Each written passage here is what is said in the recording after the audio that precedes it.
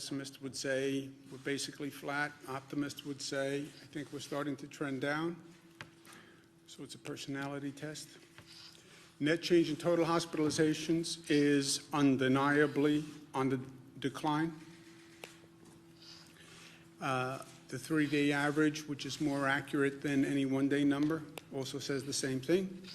The ICU admissions is down. That's not that telling to me because, as I said, the entire hospital is now basically an ICU ward.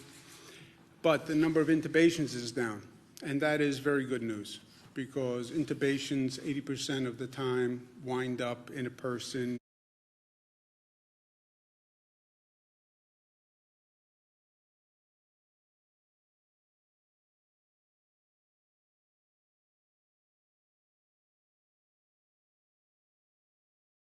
because, as I said, the entire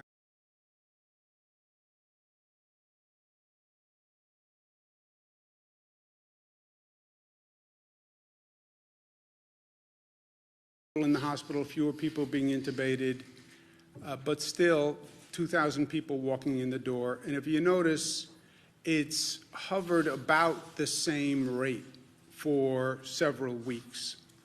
It peaked, but 2,000, that's a very high number. Number of deaths, unfortunately, refuses to come down dramatically. 630. That is still breathtaking in its pain and grief and tragedy, and basically flat again, like many of the other numbers. Just in terms of overall context, where are we? Where are we going? Everybody wants to ask that question every day, and I understand that. We have to get to tomorrow. What is the final conclusion of this ugly chapter? I still believe it's when we have a vaccine, when people know that this virus is totally controlled. That's 12 to 18 months. Hopefully it can be sooner. Maybe there's a medical treatment in between. We hope, we pray. A lot of medical companies are working very hard on it right here in this state and all across the country. That would totally change the trajectory. People who are looking for a quick fix, a quick answer, it would be a medical treatment. That would be the quick fix. Announcement of a vaccine, that would be a quick fix. In the meantime, it's going to be an incremental process between today and tomorrow. As much as people don't want to hear that, that's the truth. You're not going to hear any day soon, it's over, the nightmare ends, and we wake up. It's going to be incremental, and we have to be smart as we do this. Do no harm, control the rate of infection as we go through this. We also have a lot of work to do operationally in terms of the healthcare system and now testing, which I'll talk about in a minute. The testing tracing is the guideposts through this, right? As we're working our way over the next several months, the testing, which is informing us as to who can go back to work, helping us isolate people, it's about testing. And testing is a totally new challenge. Nobody has done this on what we need to do on testing. And then phasing the ramp up of the economy to the new normal as we do this. Again, in terms of perspective, I think of it this way. Our whole response thus far basically has been a response to a crisis, right? And as the numbers start to come down and as people start to take a deep breath and people start to feel we can control the beast, which we can, and they take comfort in the fact that we can control the beast, which I do. I was afraid this thing was uncontrollable and that despite everything we did, the numbers were going to continue to go through the roof. And by the way, nobody could tell you otherwise. But we proved we can control the beast. We can reduce the rate of infection. We did that by our response to the crisis. Credit to all New Yorkers, all Americans. They flattened the curve. Nobody else, no government agency, no public health expert. People's actions flattened the curve. We responded to the crisis. that's sort of all in this first response, the first phase. Bring down that infection rate. The infection rate was one person infected 1.4 other people. That's when an epidemic breaks out. That's fire through dry grass, right? That's what we talked about yesterday. We have the infection rate down to 0.9. One person infects 0.9 other people. I've never met a 0.9 person, but the infection rate is less than 1 to 1. That then sees the outbreak starting to subside, the numbers starting to come down, which is what we're seeing in the numbers. So we did that. This is all in our response to the crisis. And let's say it's from minute 1 to where we are today. This has all been crisis response. Bring down the infection rate. We did that. Bring up the hospital system to this projection level, which would have been impossible, but ramp up that hospital system so when you have all these new infected people, you can handle it. You don't overwhelm the public health system. You don't have people dying in hallways, which is what we saw in Italy on TV, right? That's all phase 1. That's critical response. Hurry up, get it done. Every day is vital. Drastic measures taken quickly in a coordinated way. That's phase 1. We're still in that phase because you still have 2,000 people coming in the door every day. So don't get cocky, don't get arrogant. We're in control. No, you're not in crisis because you can control the beast, but you're only controlling the beast because of what you're doing. That's where we are. We're starting to transition to another place. What's the other place? It's going to be the second half of this situation, which is unpausing, right?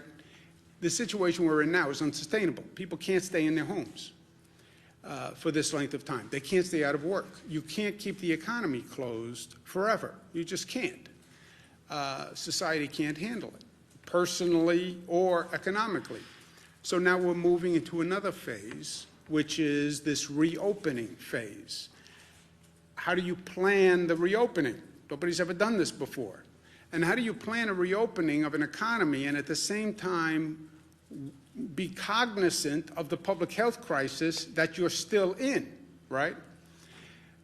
We have the infection rate down to 0.9. One person is infecting 0.9%, less than a person. Okay, the epidemic outbreak percentage is 1.2.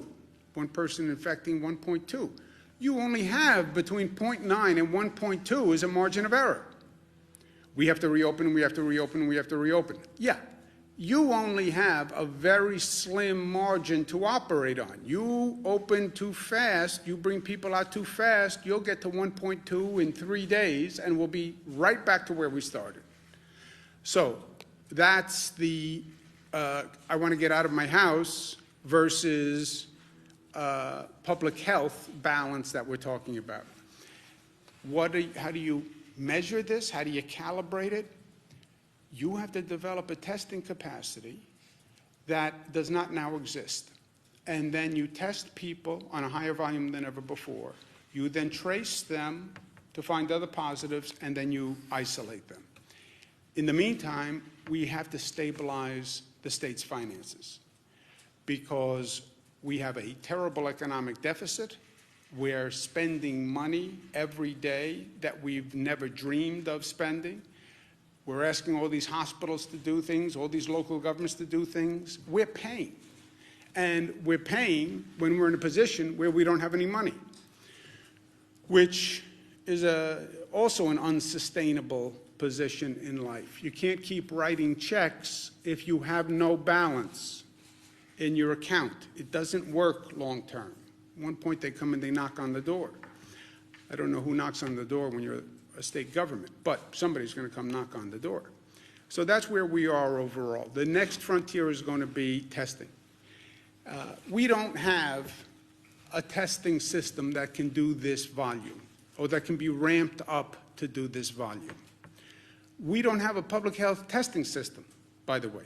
It's de minimis. If you look at what our government departments of health have, it's a relatively de minimis capacity.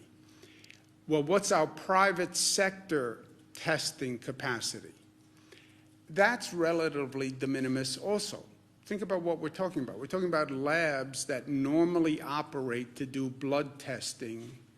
If you need a marriage license, you have to get blood. If your child is sick, they send them for a strep test. The doctor says, go take a blood test for allergies. You go to a lab to have blood drawn. That's basically the system we're talking about. That system does not do large-scale COVID testing. This COVID testing, first, in and of itself, is a very complicated new test.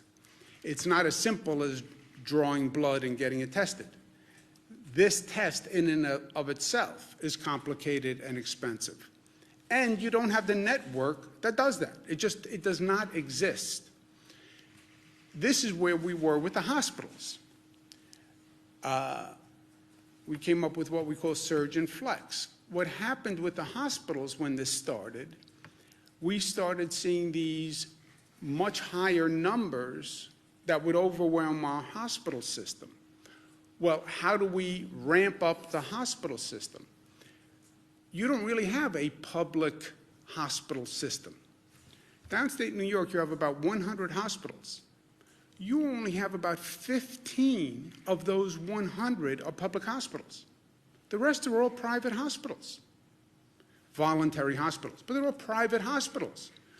We had to get those private hospitals to work with government in a coordinated way. Never happened before. Extraordinarily difficult. We did it, but it was a phenomenal undertaking. You now have 300 laboratories and hospitals across the state that do virology testing. How do we get 300 private labs and hospitals to become one system statewide to do testing for COVID? And how do we get them all coordinated? This is something that has never been done before and is going to be a tremendous undertaking. Also, to further complicate it,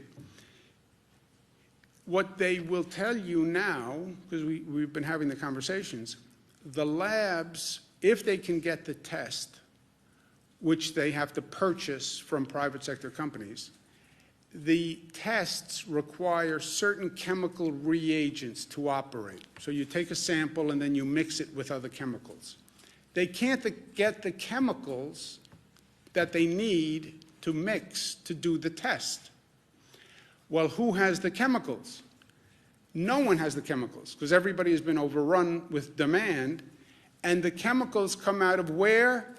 China, where everything has come from over the past 40 days. Everything goes back to China.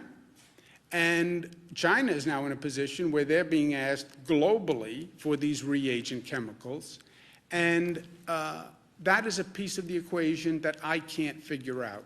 And that's why the federal government has to be part of this approach and part of this answer. I can do what I can do on the state side, and I will. And I'm going to issue an executive order that says the Department of Health will be coordinating those private sector labs, which are private sector companies, but they're licensed by the state of New York. They're permitted by the state of New York. And we need them to step up and work together. But the federal government cannot wipe their hands of this and say, oh, the states are responsible for testing. We cannot do it. We cannot do it without federal help. I'm willing to do what I can do and more, but I'm telling you, I don't do China relations, I don't do international supply chain, and that's where the federal government can help.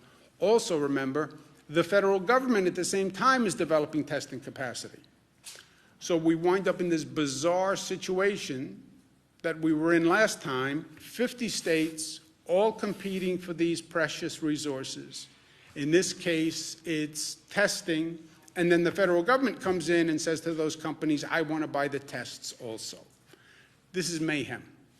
We need a coordinated approach between the federal government and the states. Second thing that is of immediate concern is we have to stabilize the finances of the state. The federal government has passed 3 bills to address this crisis. Of those 3 bills, the state governments have gotten precisely 0, zilch, nada in unrestricted aid. The state should this, the state should this, the state should this. Yes.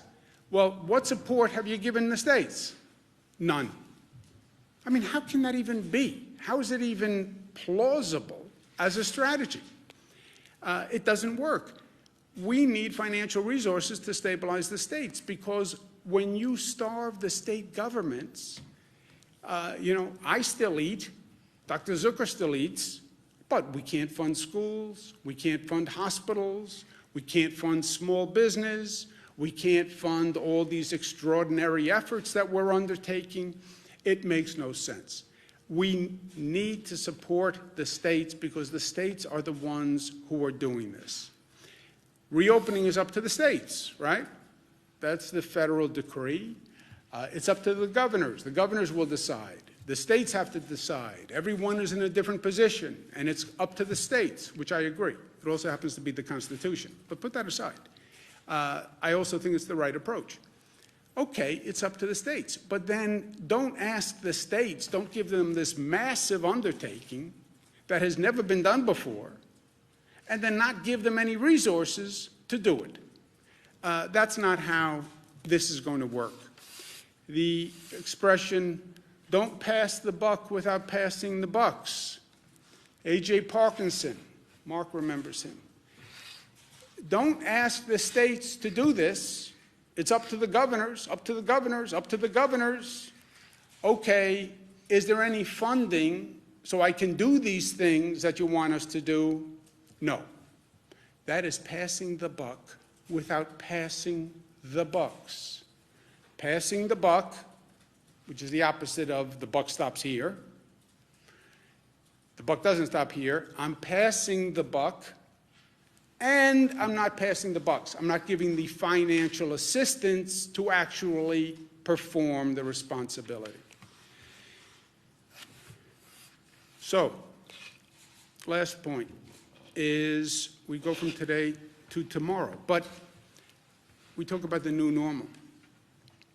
This also has to be an opportunity where after this horrendous period that we have gone through on every level, after the exorbitant cost of this, the personal pain of this, the death of this, this has to be one of those moments in time when we look back where we say society transformed.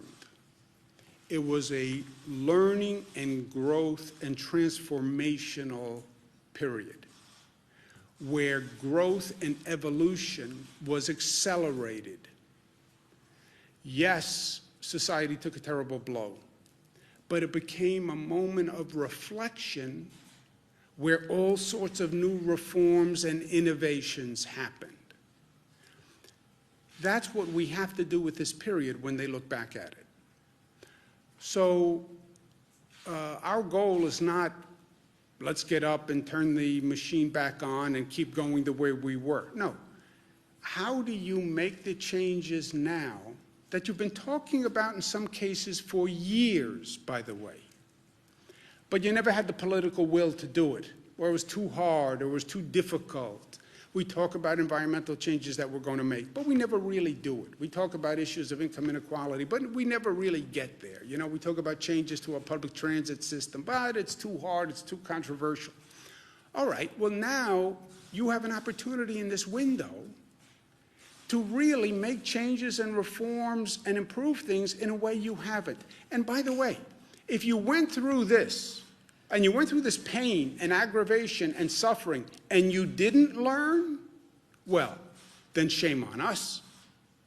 Then shame on us, because there are so many lessons to learn.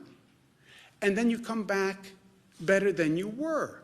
9/11, New York took a terrible beating. This nation took a terrible beating. We learned from it. we grew, we're better. 9/11 transformed the country. Going to go through every bag and every, you would say, I'm never doing that. 9/11 said there's a different world. Look at all the security measures we now have post 9/11 that we would have never envisioned. We went through Hurricane Sandy. We didn't build back what was. You build back better than before.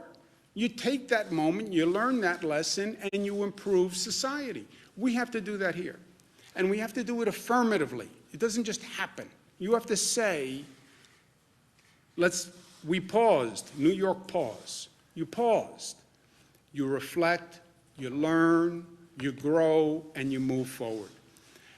Look at what we learned about the public health system. You know what we learned about the public health system? There is no public health system capacity. Hospitals had the number of beds they needed to operate.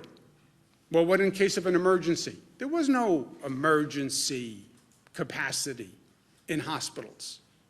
Nobody had beds left empty. Oh, that wing is in case there's an emergency. Then we would use that wing. It didn't exist. Why not? Well, that's not what we did. So, how do you improve the public health system? How do you improve the emergency response? Well, we never had to deal with a pandemic before. By the way, what is a pandemic? Okay, well, now we did. And now let's learn.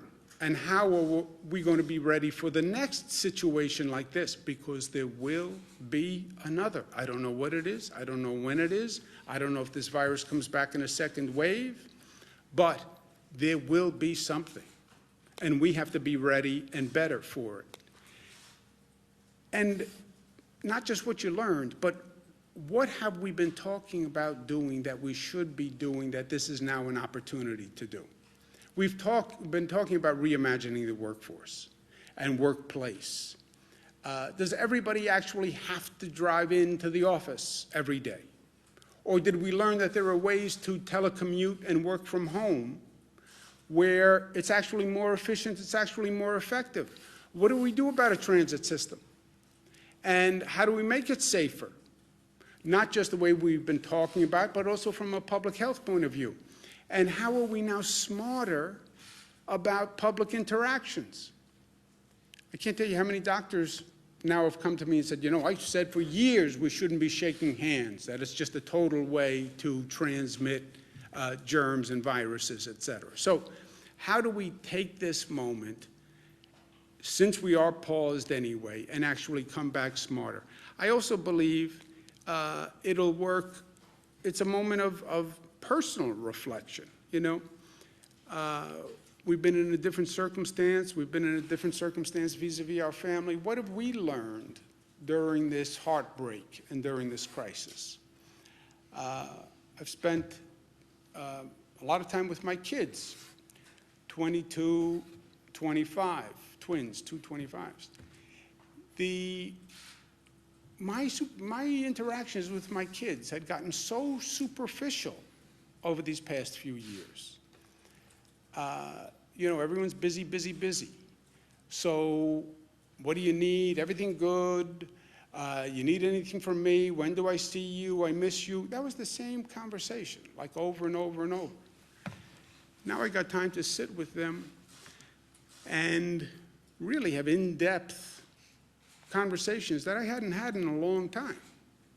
And I'll tell you, one of the things I learned is I was missing a lot, you know. They're not 4, 5, 6, 7, 10 years old anymore. They're grown up, and they have complex lives and complex feelings and complex situations, and you don't understand that or get to appreciate that when all you say is, how's everything, anything you need, when do I see you again, you know. Well, I was busy. It's my defense to myself. I was busy. Yeah, except that's not an excuse. And take a deeper reflection on what's important in life.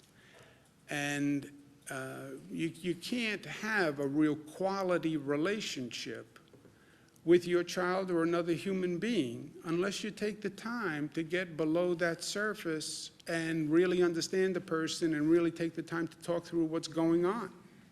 People don't work that way. They don't open up in a 4-minute conversation.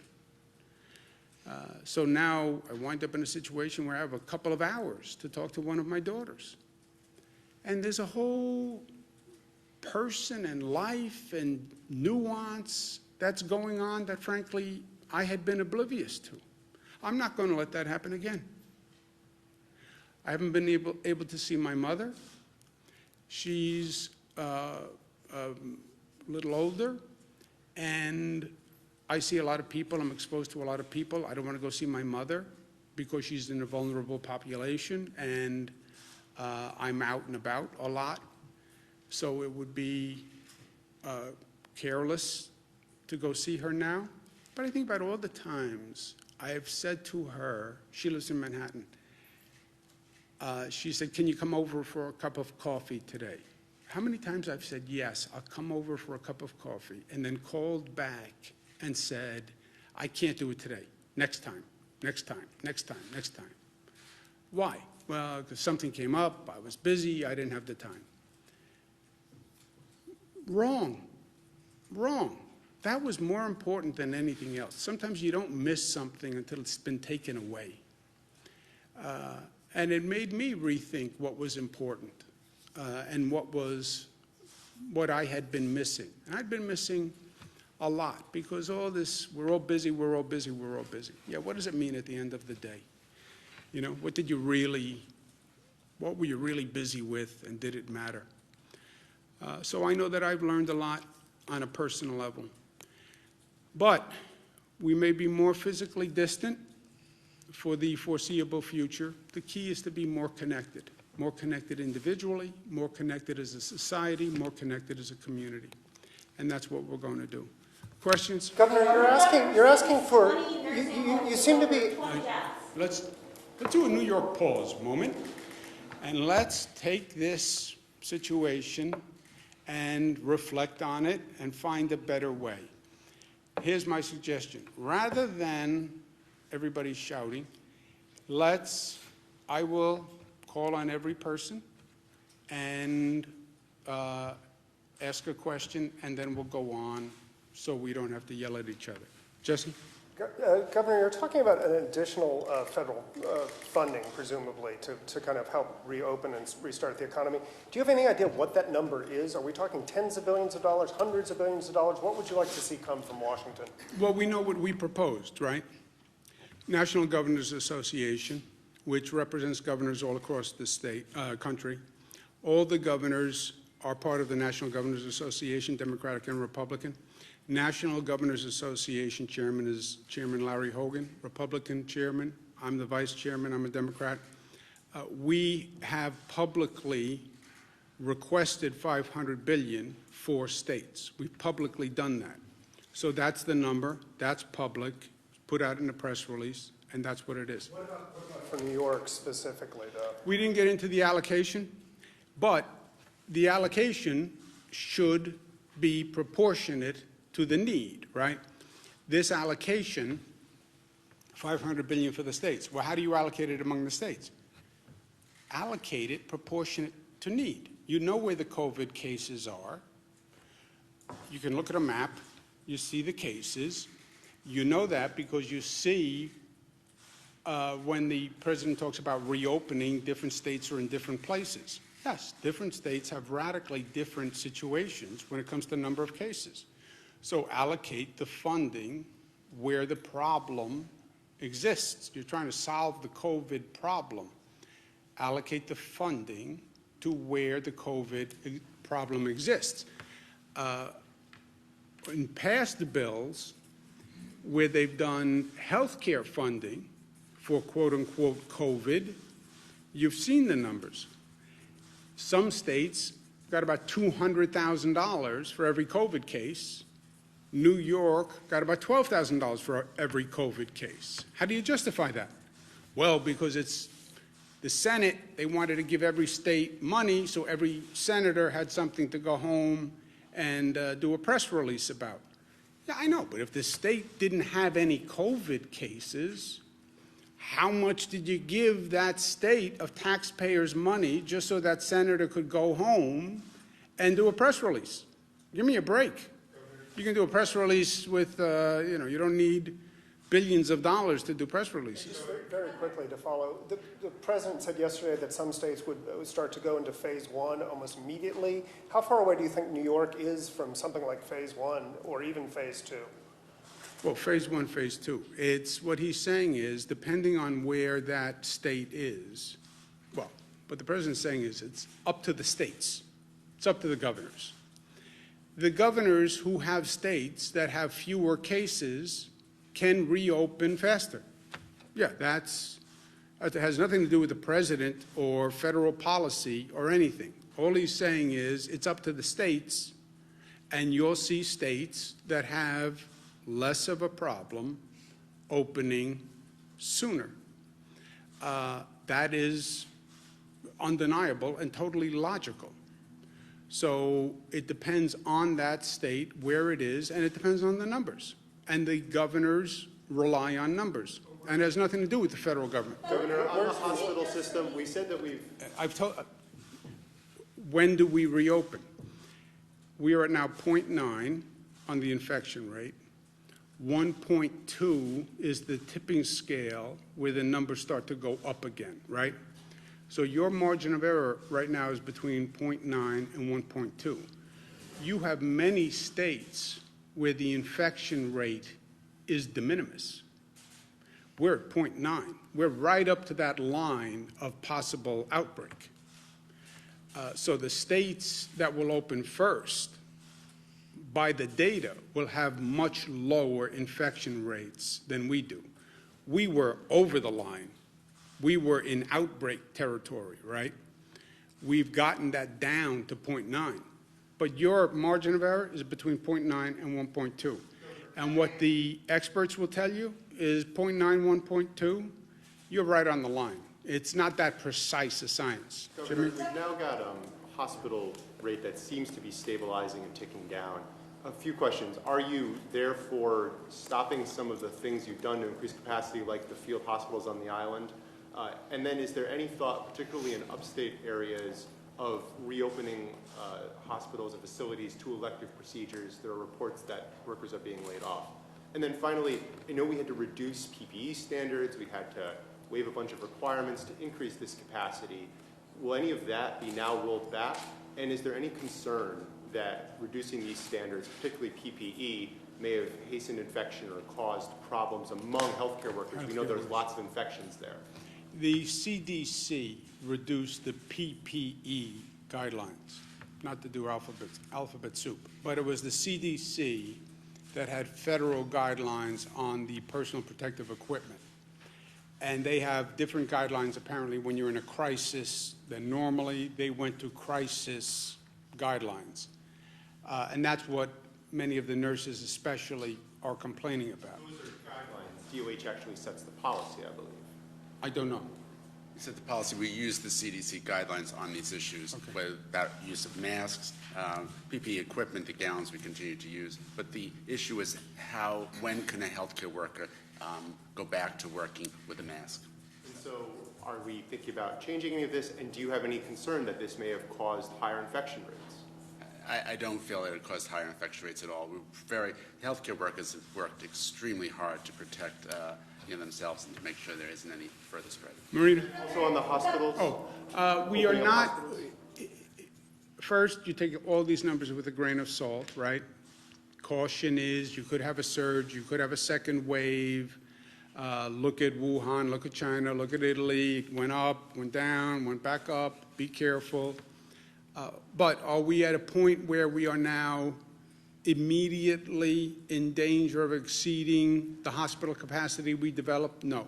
That's why we're in a position to give away ventilators or lend ventilators to New Jersey, other states, et cetera. I don't believe we are in a place today where we are at risk of going over capacity. Go ahead, yes. Thank you. I'm Ann, by the way. Hello, Ann. I want to talk to you about the rate of infection.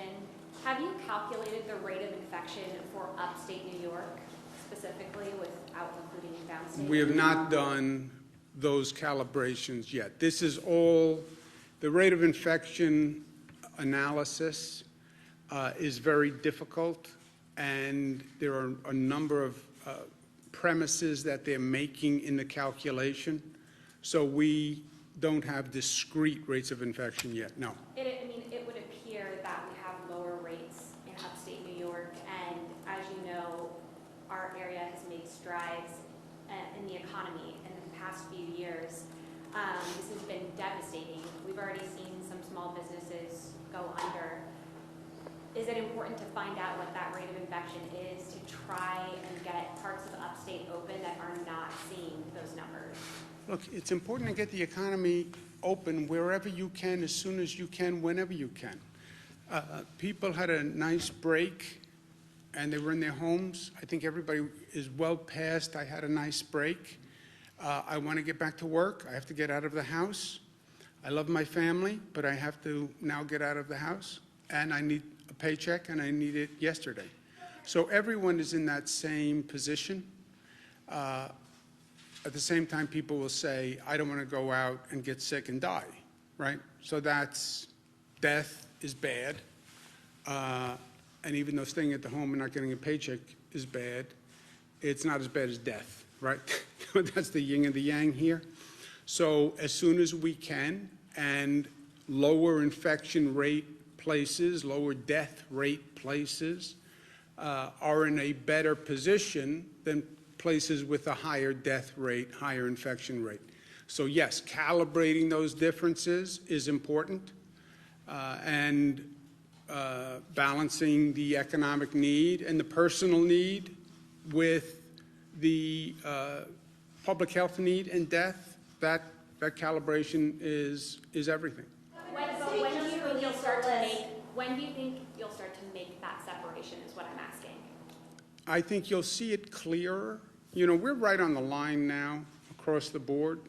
You'll see clusters in upstate also. You'll see nursing home issues in upstate. One of the reasons they keep asking about nursing homes are the vulnerable point. They're the vulnerable population in the vulnerable setting, a nursing home. And we've seen that across upstate. So it's not just about, yes, everybody wants the economy running, but everybody wants to be safe at the same time, and that's what we're working through. Governor, the state just released a list of facilities, of nursing homes that have outbreaks. We're seeing some numbers of up to, 55 deaths at just one nursing home, and at least 21 facilities on this list that have over 20 residents. My first question is, why, has it taken so long to inform the public about this, happening in their communities? Why has the public not known about all of these numerous outbreaks? Yeah, I think they have. We've been talking about nursing homes every day for the past 30 days. The first outbreak was in Seattle, Washington, which was a nursing home. That's how this country was introduced to it. We've said 157 times the most vulnerable population are seniors. The most vulnerable place are nursing homes. So I think we have special precautions for nursing homes. I think we've been talking about it all along. Are you going to start doing, boosting the number of of nursing home inspection workers? Are you going to look at mass testing? It's not an inspection issue. We've taken radical measures vis-a-vis a nursing home. No visitors. I mean, just think about how harsh a policy that is. No visitors in a nursing home. These are people who live for visitors. No visitors, staff testing, different cleanliness procedures, more equipment. But the virus is nothing to be underestimated, and the virus is very good at killing, and the virus is very good at killing older people and people with compromised immune systems. And that's why the virus seeks out nursing homes. Yes, but it seems like even with the screening protocols, we now know that many people can be asymptomatic, so even if they didn't have a temperature, they still could have been carriers of the disease. Is there a need for mass testing at nursing homes in order to get a Yes. better picture? Yes, that's what we've been saying also, right? We want to test frontline workers, test healthcare workers, but then you need tests. And that's why we've been talking about testing and the need to ramp up testing and how difficult it is for testing.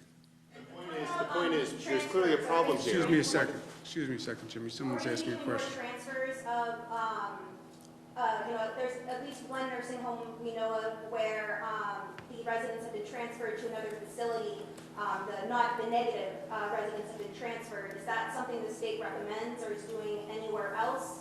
Or I don't know. Do you know about transfers, Jim? Part of our COVID-19 task force, which is balancing load for hospitals, has also been working on the nursing home piece as well.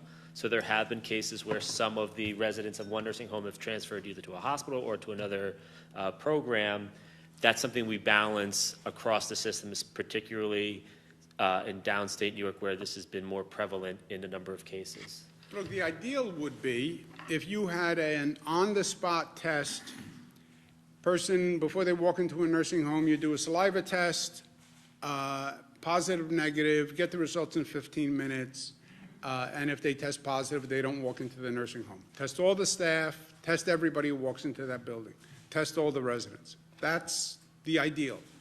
You don't have that test, and you don't have that volume of testing capacity, and that's what we're dealing with. The rest of the nursing homes, because this is only a small sampling, there's no, like, for example, Steuben County is not. You have the answer, Jim? Like we said before, personal privacy was a key concern. These are all nursing homes with cases with a greater than 5 number. Anything with fewer than 5 deaths were not included in these initial round. I know facilities in Steuben County that have more than 5. This is what was been, this data is reported directly from the nursing homes themselves. So if there's any exclusion that should be included is from the nursing homes themselves, and we'll circle back as we do every day on getting updated reporting data from those nursing homes. We only know what they tell us, right? Sir? Yeah, I wanted to ask about, in terms of the nursing homes, what about releasing the data for positive numbers, that maybe not fatalities, but the numbers at those nursing homes that have tested positive for COVID? Can we get some of those details? And the other question I had is, what about family members who want to get information about their loved ones and are having trouble, maybe they're getting stonewalled on information from the actual nursing home? Is there anything that the state can do to enforce or to make the nursing homes hand over information that loved ones are needing?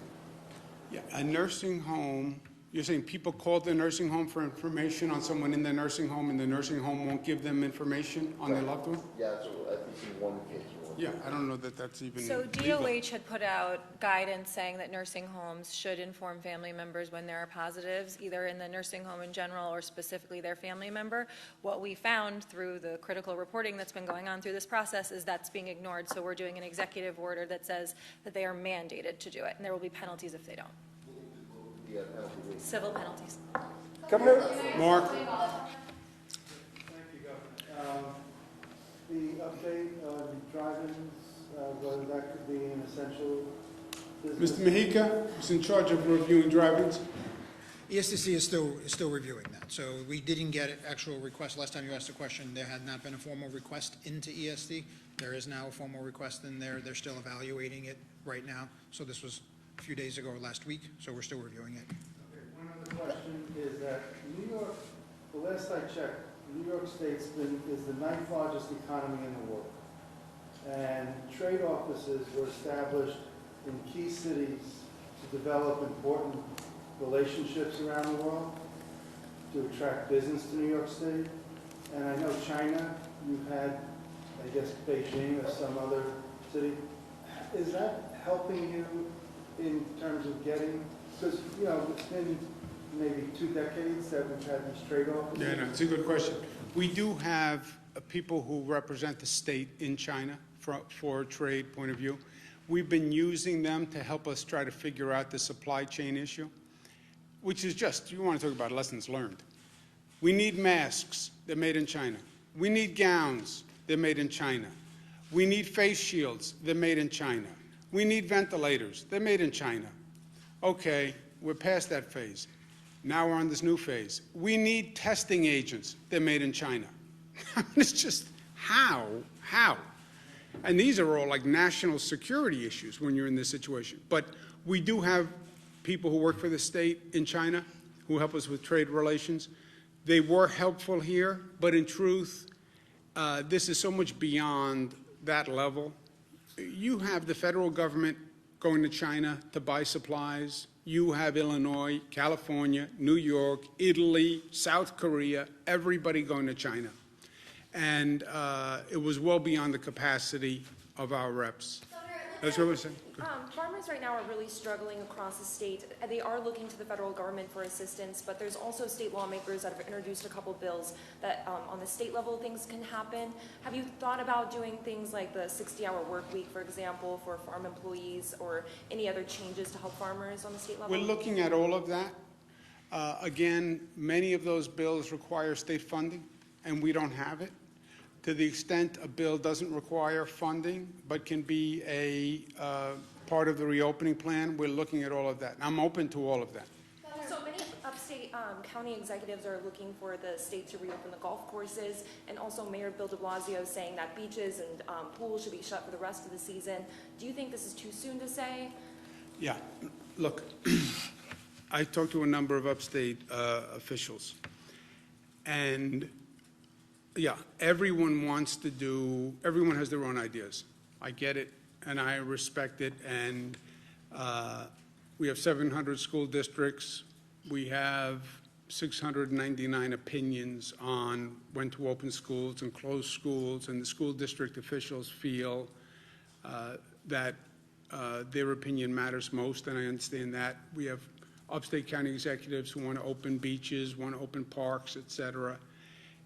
These decisions are all interconnected, right?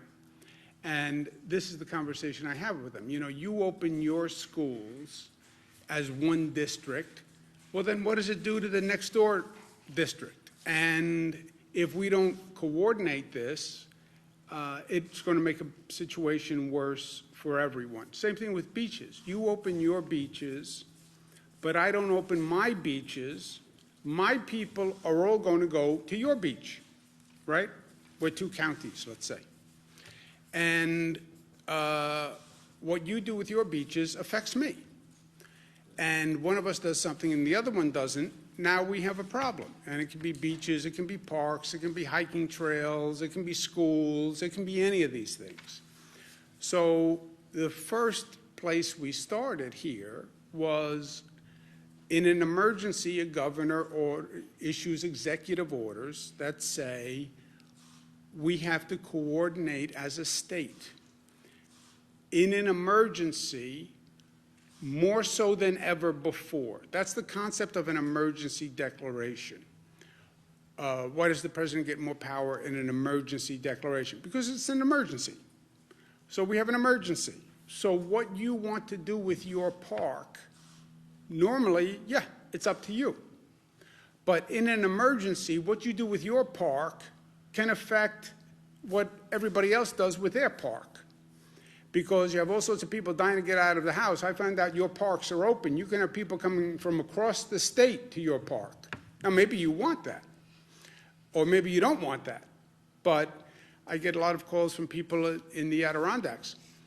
They don't want a lot of people coming from downstate to the Adirondacks and flooding their community right now. So what one does affects everyone. So schools, opening businesses, parks, beaches, all these decisions need to be coordinated on a statewide basis. And local governments, I get their concern. We all have to cooperate, and yes, we'll make decisions, we'll make them collectively, but they have to be uniform on a state level, because there's then actually a higher level. I then have to turn around and coordinate with New Jersey and Connecticut and Massachusetts and Delaware, and what are we all doing and how does it work together? If I don't, what I do on my beaches in New York Makes a difference to New Jersey. Makes a difference to Connecticut. They just called today, we have an issue we have different policies on marinas. So people from New York are going to other states because other states have their marinas open, and we don't have our marinas open. So we're then flooding their marinas with our people. Sounds like a silly, small issue. But these things are all interconnected. So they want to know, even on like marina openings, we should have the same policy. Otherwise, people want to get out of their house. It's now summer. They want to go boating. Well, you can't do it in New York. They all go to Connecticut. Connecticut then says, well, this doesn't help us. We don't want all these New Yorkers coming up here to do boating. So they have to be coordinated. I understand it's inconvenient, but every decision has an impact on everybody else. I'm not crazy about having to coordinate every decision with New Jersey and Connecticut, et cetera, because it's always easier to make your own decisions and everybody can be on their own. That's not where we are. So no one can make a decision without the state signing off. I don't make decisions without talking to my partners in New Jersey, Connecticut, and the rest of the alliance. And that is the best way for government to operate right now. Well, it's a pain in the neck. Yeah, I get it. I get it. Well, I like the old way where I do whatever I want in my county. Yeah, I know. I understand that. We all want to get back to the old way. But we're not at the old way right now. Excuse me 1 second. I'm going to come right back, Bernadette. I didn't miss you. Yes? So my question is, we're hearing from family members with loved ones inside nursing homes that they hear two very different but very important messages. One is to keep COVID out of nursing homes, but secondly, the March 25th directive from the Department of Public Health stating that no nursing home can deny re-entry or admission to a nursing home based on testing positive for COVID-19 or a suspected case of COVID-19. Why not, they're asking, send them to alternate locations where they can get better together or insist on negative testing results? Yeah. Doctor or Jim, did you want to say? So I would start by first mentioning many of those individuals who have gone to the hospital because they were ill, and then they left to go back to their nursing home, which is their, as we've said before, which is their home. So that's the first thing. You want to bring them back to that area. Testing for someone who's had coronavirus obviously is something which would be down the road a little bit to do as well. But we have been looking at all the possible ways to make sure that those in the nursing home are protected, both the healthcare workers and surely the individuals who are most at risk. But they're so concerned because they're so afraid for their family members because they're older and frail and they just think maybe another place is better. Also, second question, I hope you'll answer both. The tracker, the COVID tracker on the website, the last update for the number of nursing home fatalities in the state of New York was 2,477, and the date that it said it was most recently updated was April 14th. When might we expect? So on the second, Jim, you have the data on that, right? The April 15th data will be up today. There was some reporting issues from the nursing homes for the 16th because we're lagged a day. So we'll try to get that all up in the next day or so. Okay. Bernadette? Yeah, so we've gotten some reports from certain hospitals downstate, specifically Manhattan and Queens, about overwhelmed ICU beds and just staff. They're just completely overwhelmed. Wondering if you guys are going to be focusing more on these high needs hospitals and then also maybe utilizing more the Javits Center and USNS Comfort. And I also wanted to get your response. It looks like the president is also watching this press conference. He tweeted 13 minutes ago, quote, "Governor Cuomo should spend more time doing and less time complaining. Get out there and get the job done. Stop talking. We built you thousands of hospital beds that you didn't need or use, gave large numbers of ventilators that you should have had and helped you with testing that you should be doing." It goes on a little bit more. So wondering if you could respond to that, and then also the question about the overwhelmed ICU. Good. Let's respond to the President. First of all, if he's sitting home watching TV, maybe he should get up and go to work, right? Second, let's keep emotion and politics out of this and personal ego if we can, because this is about the people and it's about our job. And let's try to focus on that.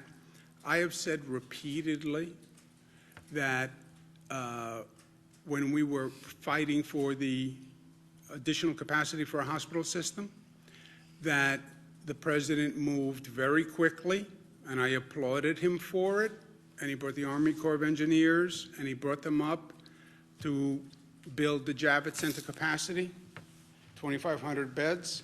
He's wrong that it hasn't been used. About 800 people have gone through Javits. To dismiss 800 people is disrespectful.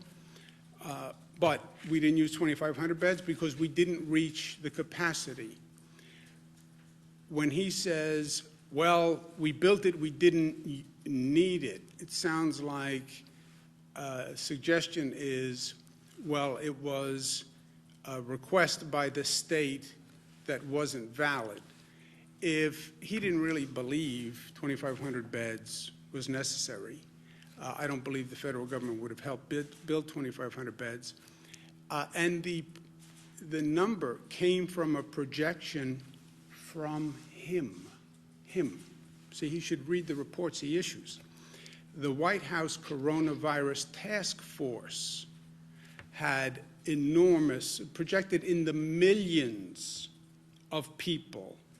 The CDC, which is the president, projected in the millions of people.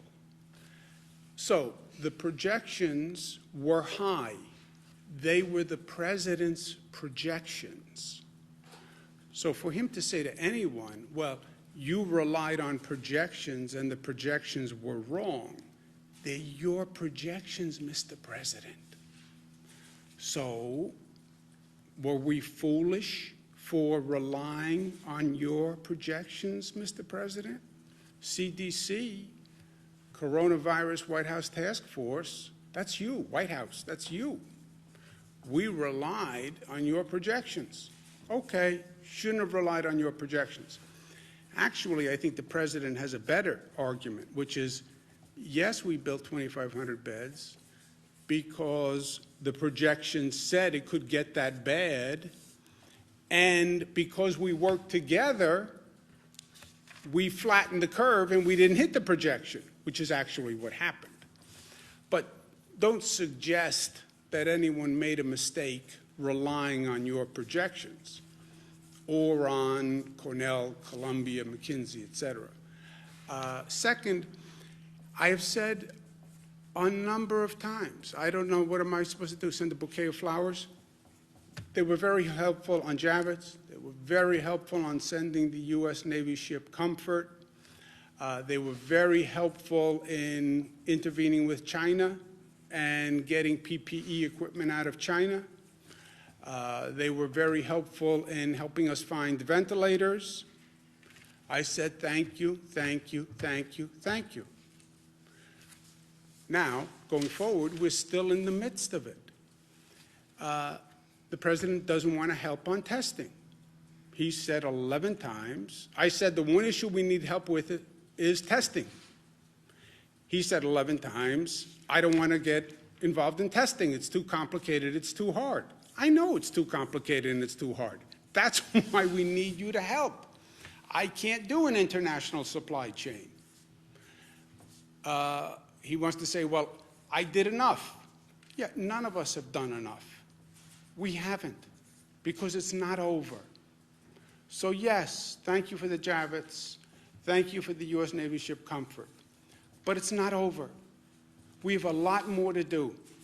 And no one can take the posture, well, just say thank you for what I've done, and I'm now out. I'm not doing anything else. I've done my part. What if I said to the people of my state, okay, I'm done. By the way, I saved hundreds of thousands of lives. I flattened the curve. I created more hospital beds than anyone ever imagined. I coordinated the entire state. I'm done. I'm done. I'm going home. I'm going to go see my mother. I'm going to spend time with my kids, and I'm going to go out fishing in Connecticut because their marinas are open. That's it. I'm done. What if I said that? That's what he's saying. I'm done.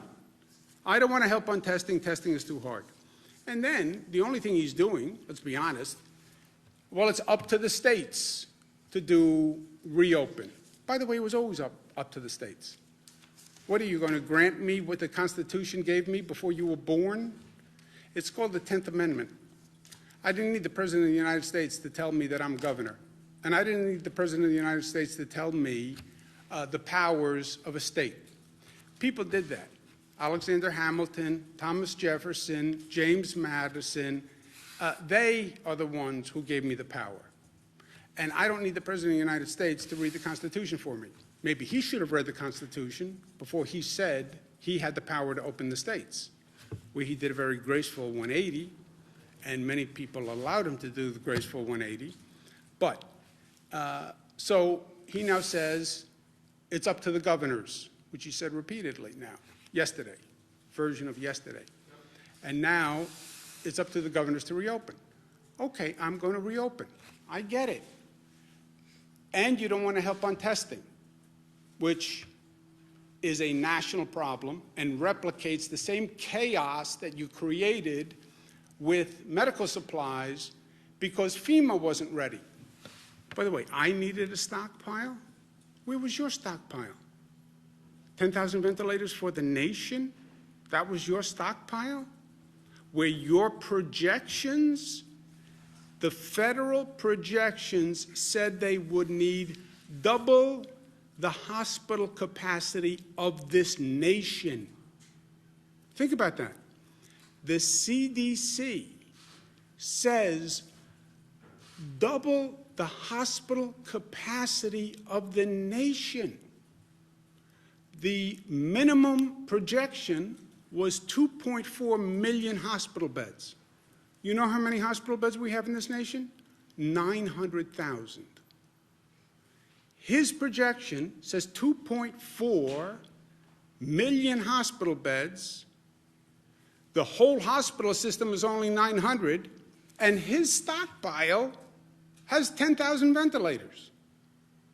You were ready with your stockpile? Didn't you read your own CDC projection? Didn't you read your own coronavirus protection? So, thank you again, Mr. President, for the Javits. Thank you for the U.S. Navy ship Comfort, which, by the way, is just doing your job as president. It's not really thank you like you wrote a check yourself, but thank you for that.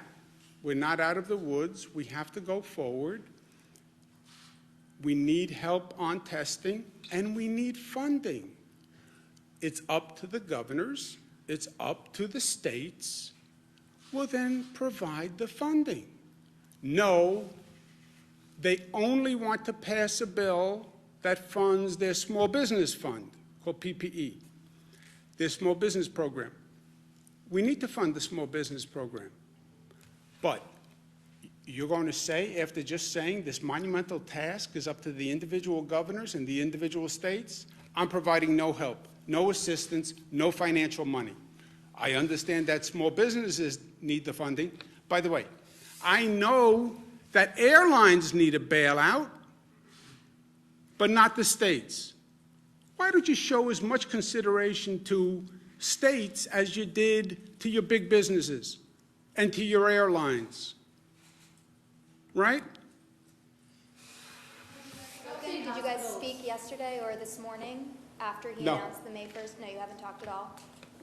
After you announced to me what? I'm sorry? After he announced the May 1st reopening of No, he didn't announce anything.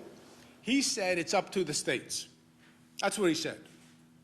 And if you say it's up to the states, and you just hold up a big microphone that can listen to all the governors, you'll hear some governors say, I can start to reopen right away. Because some governors are in places where they don't have a serious problem. They never did. By the way, some states never even closed down. So if you're in a state that has a de minimis issue, yeah, then you can open up faster. You can open up tomorrow, or you can start opening up tomorrow. He's doing nothing. He said it's up to the states. It's up to the governors, which is what it always was, because it's always been the governor's power. And then he says, there's a 50-piece puzzle. Oh, no, no. That's called a map of the United States. It's not a puzzle. And those lines are called states. And those states have constitutional power. Remember, the way this whole thing starts, the colonies create the federal government, not the other way around. So, introduction to constitutional theory and policy. The states have the power to open. The states are opening on their own timelines. We're trying to coordinate with our neighboring states. Western states are coordinating. Middle states are coordinating. All he's doing is walking in front of the parade, but he has nothing to do with the timing of the parade, right? The governors are going to open when they think they should open. All I'm saying is there's two things they need help from. They need help from the federal government. Two things. Help on testing, because states can't do that, and I don't want to redo the mayhem of the PPE debacle. Second point, we need funding to do it. And the way you love talking about how you funded everything, big businesses are all getting bailed out, airlines are getting bailed out, bail out, bail out, bail out, all with taxpayers' money.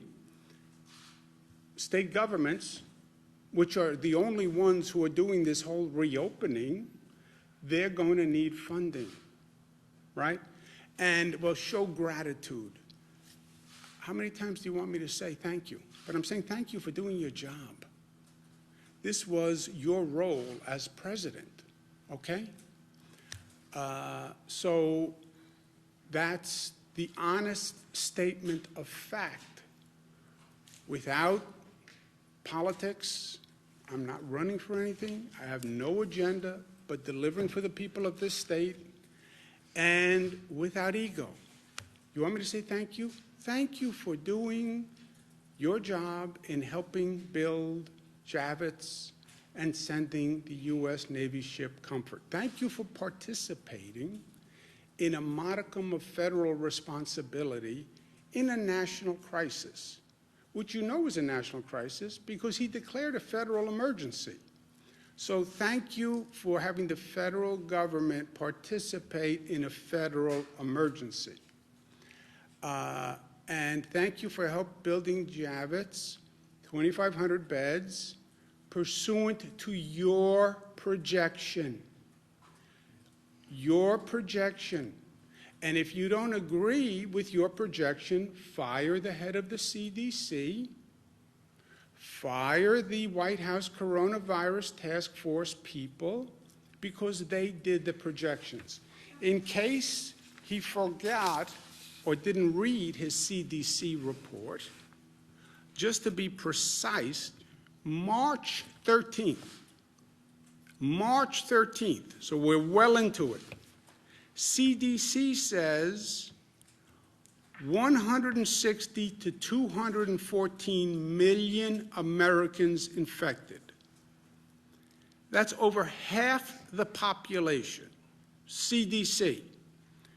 2.4 million to 21 million Americans hospitalized. 2.4 million, bottom number, 21 million Americans hospitalized. March 13th, the CDC. 2.4, okay? Let's say their low number, 2.4 to 21, which is a hell of a differential, right? Either 2.4 or 10 times 2.4. Thank you for that great projection. But anyway, let's take their minimum number, 2.4. How many hospital beds do you have? 900. Call it 1 million. So it's 2.5 times what your capacity is, right?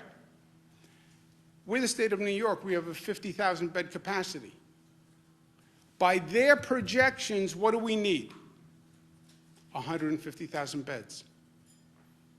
By the way, what did McKinsey say that we needed? 140,000 beds. They got it from the CDC, as it says on the screen. They got it from the CDC. That's why we built 2,500 beds at Javits, because we listened to you, Mr. President. And if we were foolish for listening to you, then shame on us. But read your own report next time before you criticize it. Point on state spending. You mentioned at some point someone's going to come knocking. Does that mean at some point the state might have to cut off state spending, and what would that even look like? Rob? So right now we're looking at our cash numbers, our priorities, right, are making payrolls, making sure we're funding Medicaid, making sure we're funding the pandemic. We have the resources to do that, but we're putting in place cash spending controls to make sure that we can do that, especially because of the delays in the tax filing dates. So because that moved from April 15th to July 15th, number of people that filed by April 15th was 7 million, when we usually get about 10 million who would file. That's about 30% off. Those that filed are probably getting refunds. So the ones that didn't file are most of that revenue. So we anticipate all that revenue is going to move to July. We'll be off about 10 billion in cash flow. So we're going to put in place spending controls actively right now to make sure that we can continue on a cash basis. We will have to make reductions, as the governor has said multiple times. We have a revenue shortfall even after the cash flow decline of between 10 and 15 billion dollars. We'll put out a financial plan that reflects that, and then we'll have to make reductions in the event that there is not federal revenue. New York City put out their budget yesterday. They were projecting a revenue shortfall of $7 billion, right? Again, ours looks like it could be up to double that number. And in the absence of additional federal revenue, then we will have to make those reductions. And that's consistent with what other large states are seeing. To be fair, excuse me a second, Jimmy. You asked the question, right? We said we're going to let people have a chance. Gareth, do me a favor. Can you put up the White House coronavirus projection, just so the president can read what he said? Where were we up to, Joseph? Pulling their loved ones out of these facilities because conditions have gotten so bad. Is it advisable to do that at this point, and what more could the state do to make sure that the situation doesn't get worse? Dr. Zucker? Sure. So we are doing 3 different things there. We're working on the issues of making sure that they have the necessary equipment, all the PPEs, when they ask, we provide it to them. We are also increasing on the issue of testing, and we're also increasing staffing. And I think that's the 3 most important things. And if there's any questions, we address that. We also have something called a co-video, which is actually a virtual way to go through the nursing homes and to look to make sure that all the necessary things are being done, the proper ways of doing hand washing is happening, the proper ways of putting a gown on, taking off a gown is happening, whatever we need to do to help those individuals in the nursing home. Where is that equipment and staff coming from if we have shortages of PPE in hospitals already? We have staff. We have obviously there are volunteers that we have worked with as well in the big pool of volunteers. But we're working with each individual nursing home to address that. Is that coming off of April 10th? Did you finish, Josepha? Well, where's the PPE, the extra PPE coming from? Well, we contact them if there's a need for PPE. We have stockpiles. We have supplies that we have, and obviously masks and other equipment as well. Is that all informational coming off your April 10th directive? Is there a newer one than that to the nursing homes? There's the April 10th directive, that's correct. Is that the latest one? I think that's the latest one. Okay. This is, excuse me one second. This is you saw the CDC projections. This is the federal government's White House Coronavirus Task Force, January, February, March 31st. Of the projections, 1.5 to 2.2 million deaths without mitigation, 100 to 240, best case scenario. That's the president's projections. So, Mr. President, if you want to point fingers, which I think is a mistake, you're in the middle of the game. It's only halftime. Don't be a Monday morning quarterback at halftime. Never works out well. And if you want to point fingers, we built more beds than we needed. Our only mistake was then believing your numbers and believing your projections. If that was a mistake, then I'm guilty. But I thought New York State relying on what you said would have been a safe assumption. I won't make that mistake again. And it was your CDC and your White House coronavirus task force that made those projections. Governor. Who didn't ask a question? Sir. Governor, you stated earlier that it's undeniable that certain states have fewer cases than others, and therefore it's logical to reopen some states earlier. Along those lines, I think Ann was going to assume this earlier. I'm not sure I heard an answer. Is it possible, is it likely, are you considering opening up certain parts of upstate New York before New York City? That, my friend, is a good question. I think it's logical to think a reopening plan would take into consideration the differential in infection rates and overall hospitalization rate.